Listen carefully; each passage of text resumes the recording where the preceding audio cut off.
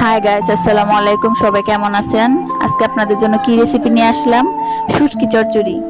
শুটকি খেতে যারা যারা পছন্দ করেন, আমার রেসিপিটা কেমন হয়েছে তারা আমাকে কমেন্টে জানাবেন।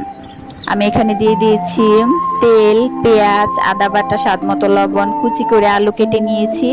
এটা আমি ভাজা ভাজা করব। ভাজা ভাজা করে আমি এখানে দিয়ে দিব মরিচের গুঁড়ো।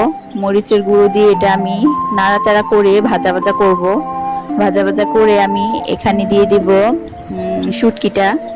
শুটকিটা দিয়ে আমি এখানে ভাজা ভাজা করব, নেড়ে চেড়ে ভাজা ভাজা করে আমার শুটকি হয়ে গেল। আমার শুটকি রেসিপি এখন আমরা সবাই ফ্যামিলি সবাই মিলে সেই মজা করে খাবো।